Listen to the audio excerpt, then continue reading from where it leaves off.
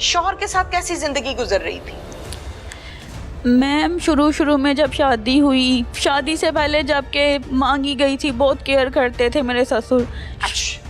मेरे ससुर बहुत ख्याल करते होते थे। सोई होती थी ना छत पे, आप भी सुबह 6 बजे सूरज सर पे होता है। अगर 6 बजे मैंने नहीं उठना ना, तो ससुर ने छत पे आना है, तार पे खेस टांगना है कि धूप आ रही है।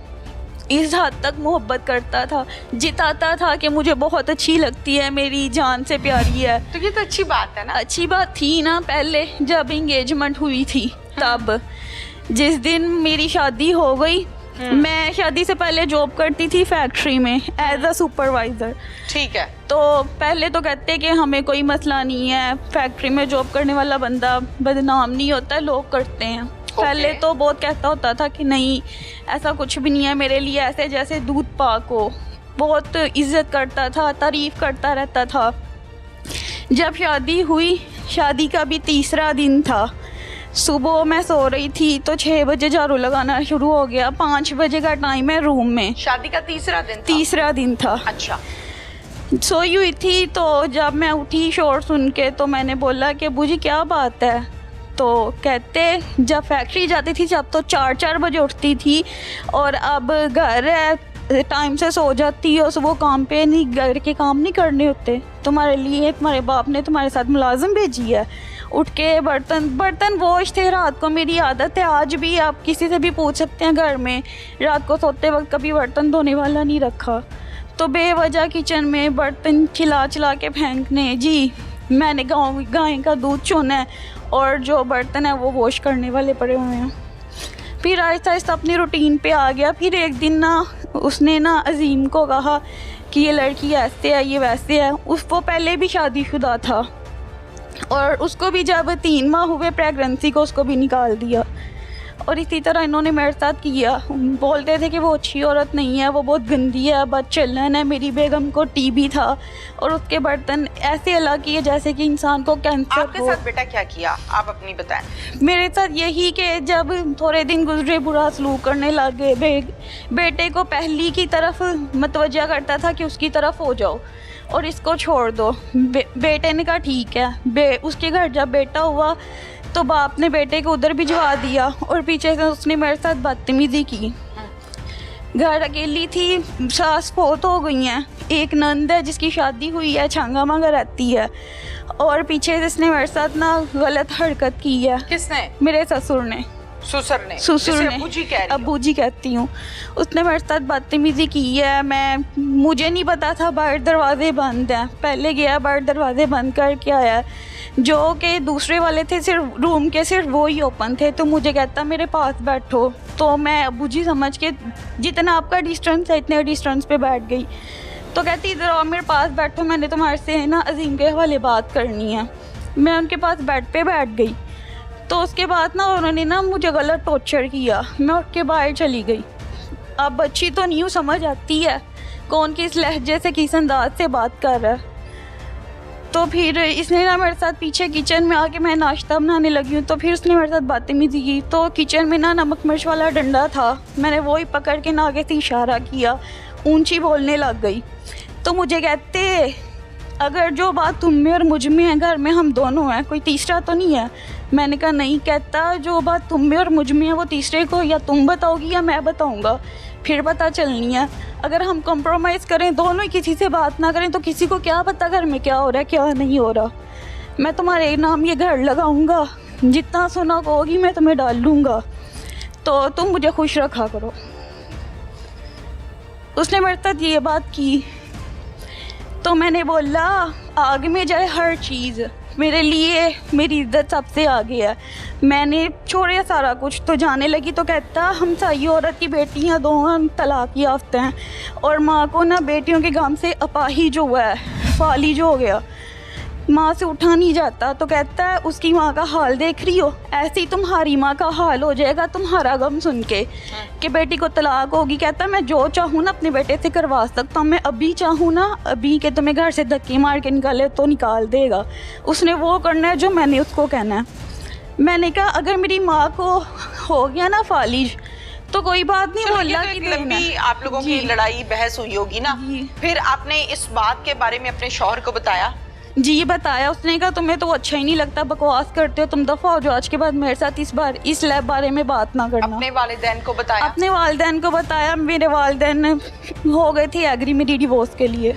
फिर डिवोर्स ली? नहीं ली, डिवोर्स नहीं ली। उससे पहले उसने उसके कान भरे, उसने मुझे धक्के धुक्के दे के घर से बाहर निकाल दिया। अभी 3 माह ही हुए थे शादी को जब उसने मुझे घर से बाहर निकाल दिया बेवजह। जी अम्मी के घर क्यों गई थी? अच्छा, फिर आगे बेटा? उसके बाद फिर मैंने 3 माह की मुझे प्रेगनेंसी थी, मैंने इनका वेट किया, अब आते हैं अब आते हैं, नहीं आए।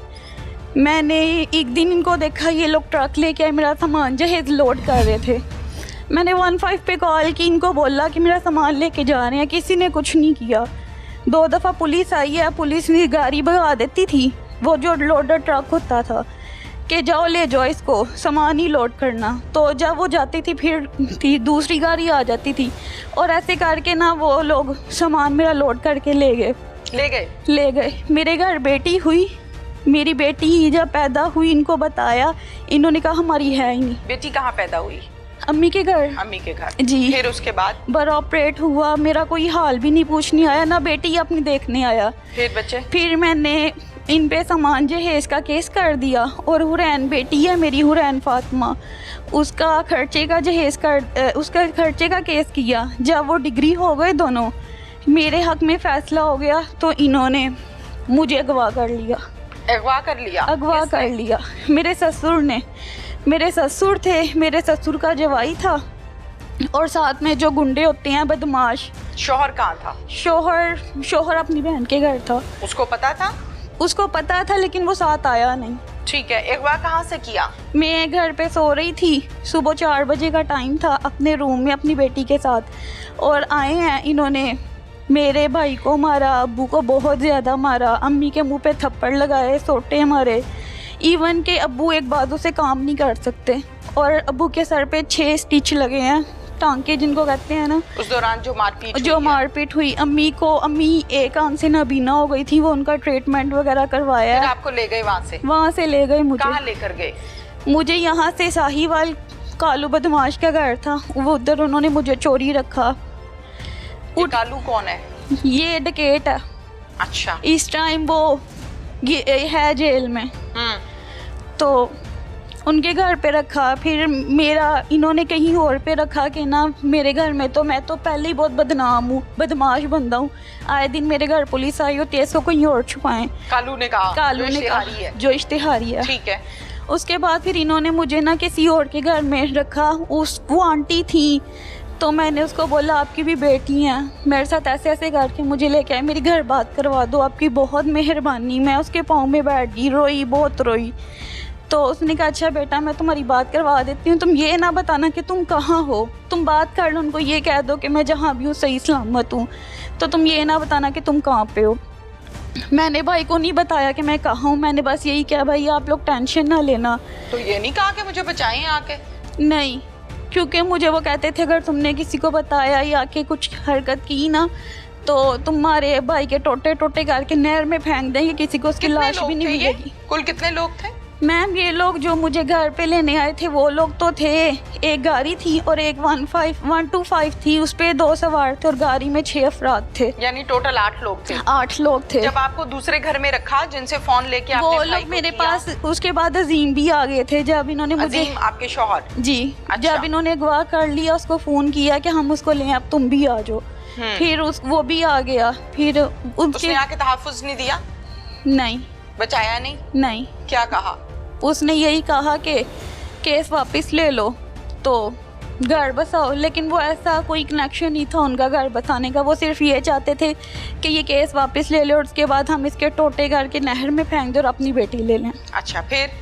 उसके बाद फिर मैम इन्होंने मुझे वहाँ पे रखा, मैंने फ़ोन करवाया, भाई ने पुलिस वालों से नंबर ट्रेस करवाया, तो ये लोग आए मेरे पास, रेड की इन्होंने, पुलिस वगैरह आई, तो जब इनको पता लग गया फिर वो लोग मुझे वहाँ से गायब कर लिया, उन्होंने कहीं और शिफ्ट कर लिया। उसके बाद फिर मुझे इन्होंने बहुत मारा। वहाँ से इनको मेरी नंद बरामद हुई थी और उसके बच्चे, ये लोग उसको उठा लाए, दूसरे दिन उसको रिहा कर दिया, छोड़ दिया। इनके पास कोई बुनियाद नहीं थी कि किस बुनियाद पे उनको रखें। उसके बाद फिर रोती थी। मैं सोचा कि अब इनका बनूंगी तो शायद ये लोग मुझ पे करें बिलीव, ट्रस्ट करें। मैं ना अंदर रूम में लेटी थी कि भाई ये बाप बेटे बात कर रहे थे कि अब हमने इसको हाई कोर्ट लेके जाना है, वहाँ से बयान दिलवानी, और उसके बाद हमने ना हमारी पक्की ज़मानतें हो जाएंगी और फिर हम इसको इसके टोटे टोटे काट के ना तो नहर में फेंक देंगे। आपने सुना था? जी, ये मैंने सुना।